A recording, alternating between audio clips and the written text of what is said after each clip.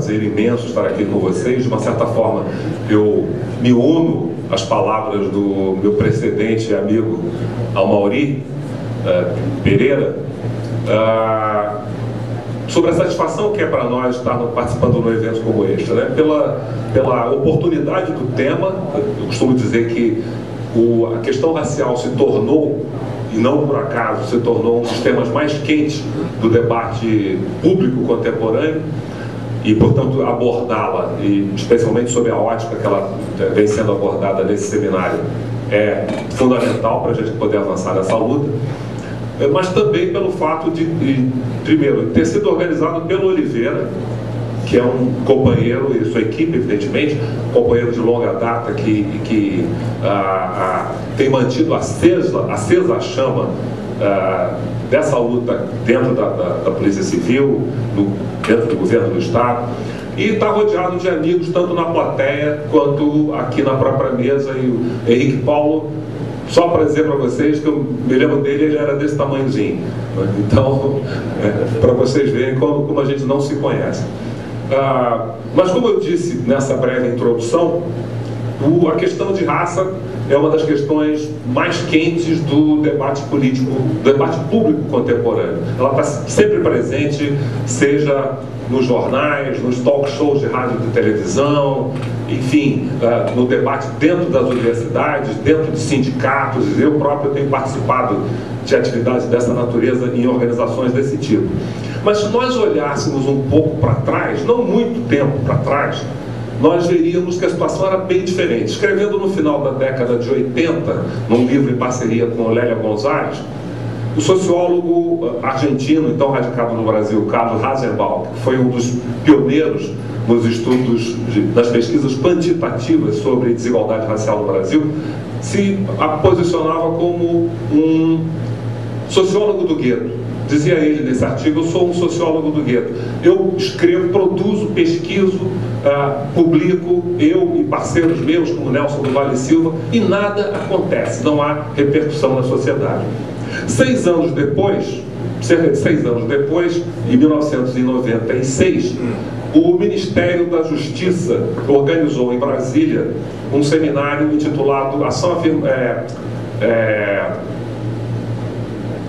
Multiculturalismo e Racismo, o papel da ação afirmativa nos Estados democráticos, um seminário que foi aberto pelo então presidente Fernando Henrique Cardoso.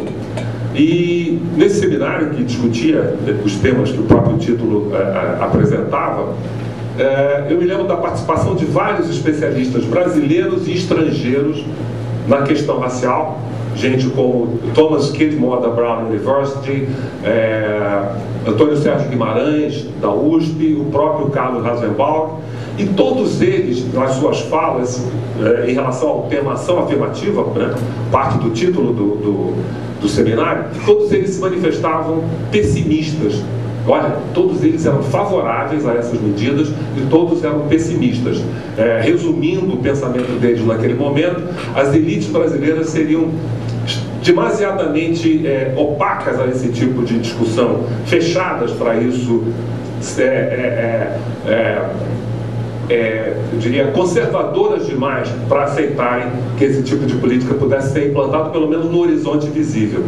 5 anos depois, apenas 5 anos depois, o movimento negro não acreditou nessas previsões, e 5 anos depois a ação afirmativa começava a ser colocada em prática no Brasil, em primeiro lugar aqui no estado do Rio, com a famosa e tão debatida, tão polêmica lei de cotas das universidades públicas do estado, ERJ e UENF. Isso foi resultado, a concretização dessas políticas, que depois tem se espalhado pelo Brasil, tanto no âmbito das universidades. Hoje são cerca de 70 a 80 universidades que utilizam algum tipo de ação afirmativa, seja em relação à população pobre, cujo proxy é o aluno da escola pública, né? Uma aproximação razoável do aluno da escola pública e a população pobre, e isso é um subproduto dessa discussão, e é muito interessante a gente ver aqueles que dizem que nós estamos dividindo os pobres, pois pobres, no Rio de Janeiro, com certeza, estão tendo acesso à universidade em função das cotas de 50% para alunos da escola pública, como um subproduto da discussão de raça. Ninguém estava debatendo cota para pobre em lugar nenhum, a tal cota social em lugar nenhum, e essa foi uma contribuição do movimento negro. Então, apenas 5 anos depois dessas previsões, essas medidas começavam a ser colocadas em prática no âmbito do ensino do acesso ao ensino universitário, no âmbito de alguns governos municipais e estaduais, agora o estado do Rio de Janeiro, no acesso aos cargos públicos, ao serviço público.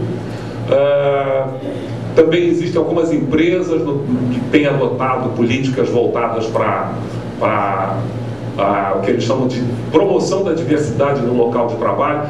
Enfim, avançamos muito nessa sociedade. E o fato de não termos acreditado na sociologia naquele momento, e a nossa atitude ter se revelado correta, é apenas um indicador de como nós devemos encarar, por exemplo, as previsões apocalípticas e catastrofistas que têm sido feitas a respeito do resultado dessas políticas de ação afirmativa e particularmente da política de cotas. Ela ia acabar com a qualidade do ensino público, e nós vimos que as universidades que têm adotado essas políticas absolutamente não caíram no ranking das demais universidades. Os alunos iriam fracassar, e nós temos visto que eles não têm fracassado, têm obtido índices de evasão menores do que os índices de evasão dos alunos que entraram pelo sistema normal, comum, tradicional, e têm apresentado notas iguais, semelhantes, um pouco inferiores em algumas disciplinas, um pouco superiores em outras, de maneira que têm se formado, se graduado, inclusive médicos. Portanto, as previsões não se concretizaram. Isso por quê? E nós que temos familiaridade com esse campo, o Amaury faz parte disso, a sociologia não tem capacidade para prever, fazer previsão. Sociologia não é futurologia. A dinâmica da sociedade é algo tão mais complexo que não existe como fazer previsões acertadas em determinadas áreas, porque elas teriam que levar em consideração uma multiplicidade de fatores. E isso explica, por exemplo, o erro no nosso caso, dos nossos aliados. Gente como Skidmore, como Rasenbaum e como como Antônio Sérgio Guimarães da USP.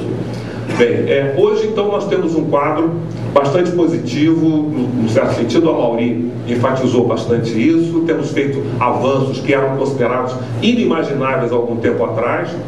E eu me lembro quando nós começamos essas entidades do movimento negro contemporâneo aqui no Rio de Janeiro, e uma das reivindicações que apareciam, dos pontos de reivindicação que eram apresentados, era a questão da mudança dos currículos. Exatamente a questão da mudança dos currículos para a inclusão de noções da história, da cultura dos africanos e seus descendentes, particularmente dos afro-brasileiros. Essa é uma reivindicação antiga que se concretizou em lei. Eu não posso dizer que ela se tornou realidade na medida que era uma série de obstáculos, existem barreiras, existem resistências à implementação dessa lei, mas pouco a pouco nós vimos agora que o Enem trouxe uma questão, não referente ao conteúdo da lei, mas a lei em si, uma questão sobre a importância. O aluno tinha que opinar sobre a importância e o impacto que essa lei poderia ter, o que já é um avanço. Eu, fazendo uma palestra para supervisores de uma escola em que meu filho estudou, um supervisor deu uma sugestão muito interessante: coloquem questões com esse conteúdo nos vestibulares, e podemos incluir agora o Enem. Porque no momento em que essas questões estiverem incluídas, quem vai correr atrás disso, em primeiro lugar, vão ser as escolas públicas, as escolas particulares, especialmente aquelas que querem ficar em boas posições no ranking. E haverá um efeito contagiante, contaminador desse tipo de atitude. Agora, se a minha visão desse momento é uma visão otimista, e a minha avaliação é uma avaliação bastante positiva, eu creio que existem alguns problemas. Um problema é que Essas políticas de ação afirmativa, que na verdade compõem um leque de possibilidades, têm se concentrado, na minha visão, excessivamente em cotas. Parece que as pessoas não têm pesquisado, não têm colocado em prática a sua criatividade, porque as cotas não apenas não são a única forma, como elas não são necessariamente a melhor para todas as situações. Eu acho que elas têm um grande mérito de serem as mais polêmicas e, portanto, provocarem a discussão. E esse tem sido o impacto maior dessas medidas no Brasil, acredito eu, maior do que o benefício que possa trazer, por exemplo, para os alunos que têm ingressado na universidade por esse sistema. Ela tem obrigado a sociedade brasileira a discutir um tema tradicionalmente considerado desagradável, perturbador, desnecessário, porque isso teria sido resolvido lá na década de 30, com a obra de Gilberto Freire, Articulação do Mito da Democracia Racial, e essa é uma característica da discussão no Brasil. Eu não tenho encontrado isso em outros lugares aos quais eu tenho ido para falar sobre esse tema, que é perigoso. Existem brasileiros que consideram perigoso discutir a questão de raça, como se discutir racismo provocasse o racismo. É um raciocínio bastante peculiar. E nós que estamos, então, do outro lado dessa discussão, em relação a isso, que consideramos fundamental o debate desse tema, não apenas para os negros, que é fundamental para nós, mas para a própria sociedade brasileira como um todo, se ela quer se resolver como sociedade, nós só podemos achar o momento alvissareiro. Mas existe esse problema da concentração, e existe um problema, talvez, do resultado até do relativo sucesso que tem sido obtido, inclusive no plano jurídico. Nós temos ganho em quase todos os recursos que têm sido impetrados. Perdemos agora no Espírito Santo, numa primeira instância, mas temos ganho aqui. O Tribunal de Justiça já deu 3 ganhos, já deu ganho ao ERJ, já deu ganho, as pessoas não sabem, a uma lei sobre ação afirmativa aqui voltada pela Câmara Municipal. O TJ considerou inconstitucional obrigar o prefeito a nomear 20% de negros para os cargos comissionados, mas considerou constitucional que as empresas parceiras e contratadas e parceiras do município têm que ter 20% de negros em todos os níveis hierárquicos. Eu acho até muito mais complicado do que a primeira medida, pois o TJ votou isso em abril de 2010. Na Metala Jorge, o nome do desembargador, do relator, e o voto dele vale a pena, você pode se pegar pela internet, vale a pena, uma defesa da ação afirmativa para negros no Brasil. No Supremo nós temos uma folga considerável, pelo menos do ponto de vista daqueles cujas posições nós conhecemos. Joaquim Barbosa escreveu a ação afirmativa e o princípio constitucional da igualdade. Marco Aurélio Melo, conversei com ele pessoalmente sobre isso, ele me abraçou no Maracanã, disse que nós vamos vencer. Celso Melo, Carlos Aires Brito, Toffoli, a ministra, não, a outra, Carmen Lúcia, que escreveu, as que escreveram a respeito.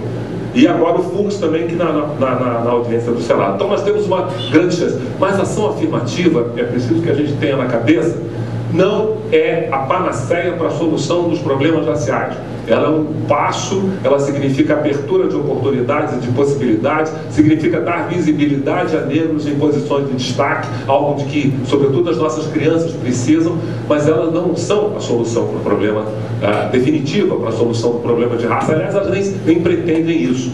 Então é preciso que nós continuemos pensando, é preciso que nós continuemos articulados e que nós utilizemos agora, cada vez mais, os recursos que estão à nossa disposição, os recursos virtuais que estão à nossa disposição, para manter a nossa, não apenas os negros interessados, mas como todos os outros segmentos da sociedade que possam ter interesse.